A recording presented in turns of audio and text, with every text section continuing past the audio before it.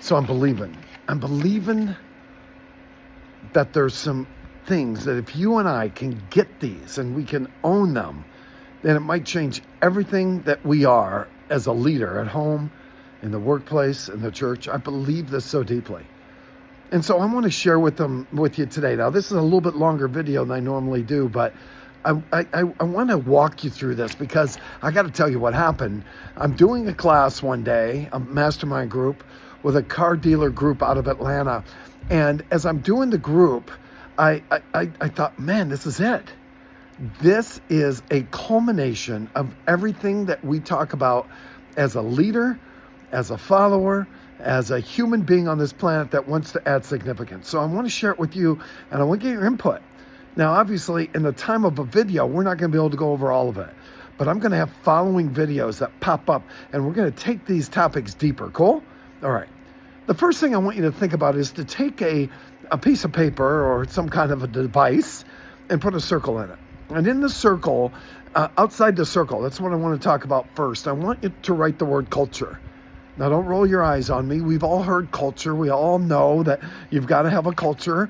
We get all that. But in today's world, the most powerful teams, the most powerful companies have a culture. And we're going to talk about that culture.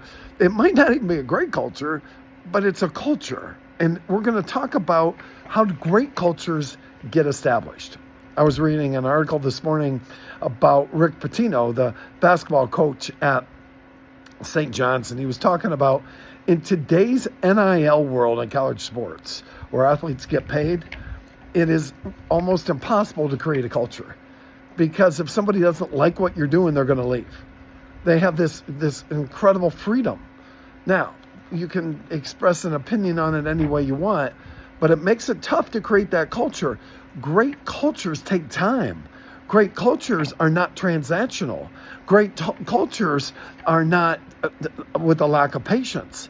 It takes time to develop that. And if we look at some great automobile dealerships or great businesses, any of them, they've spent more money on developing the culture and training the culture than their competition.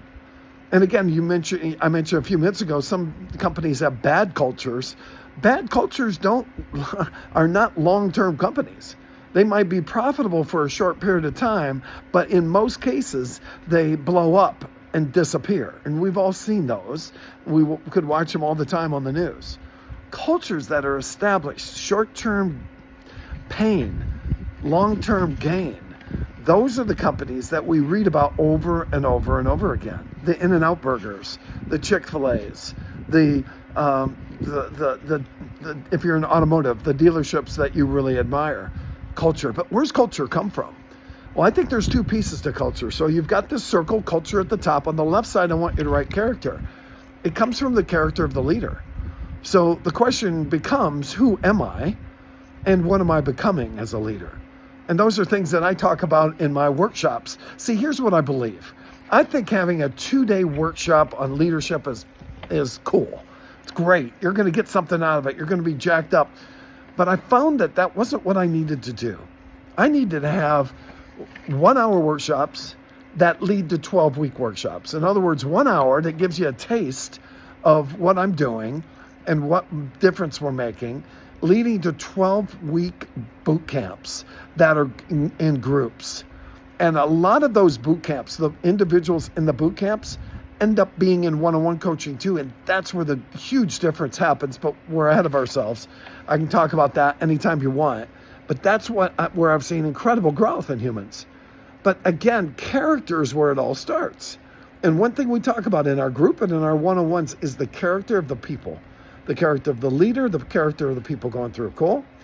Another thing I want you to think about, and so you've got this circle, you've got culture at the top. I'm putting my hand outside the screen. Culture at the top, and then character. But over here, conviction. What are you convicted about? Who are you defines your character, right? If somebody doesn't believe in anything, they'll fall for anything. So what do you really believe? And where is that belief coming from? And if that conviction is solid, that's your character. That defines you. And that also defines the whole culture of the company, right? Isn't that cool stuff? Okay, so now you've got this circle, and inside the circle, I want to talk about the seven, what I call the 7 C's, the things that are going to dictate where we're going to be long term. And again, this is a lot of material, and I'm telling you that we're going to break it all down. So the first one is clarity. You and I have to have clarity. Where am I? Who am I? Where do I want to be? Who do I want to be? We've got to know all that. And we also have to have clarity in every area of our life. If we're running on blind spots, we're going to be running on making bad decisions, and we're going to be a bad leader. We have to know what our blind spots are and get our masks off. Clarity is a big piece. Next one's collaboration. I don't know about you, but I've found when I collaborated with other people, that's when things changed. As a Lone Ranger, it wasn't working. Even the Lone Ranger had Tano. And then the next one's commitment. You and I have to be committed, 100% committed. What's that mean? We'll talk about it as we go along. Next one's consistent. What's it really mean to be consistent? And what standards do we need to hold for ourselves? The next one is communication. And that one we might spend a little bit more time on, because you and I might not even know how we communicate, let alone how the people that work for us communicate.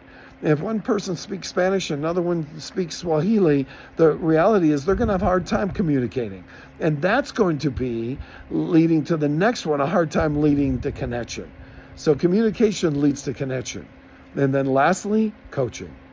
And coaching is probably the most misunderstood word in business nowadays, because people don't know what coaching is. But I will preface it with this. Coaching, listen to this statement.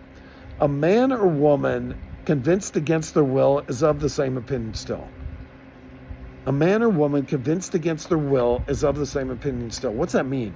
That if you can't get somebody to come up with the reason why on their own, you're not going to convince them. A great coach is great at asking and listening and guiding the people to get what they want, so that they can also get what they want. One of my favorite quotes by Zig Ziglar: you can get anything you want if you help enough people get what they want. So there you go. Thank you guys. Nice hanging with you. Stay tuned. We're going to do this again.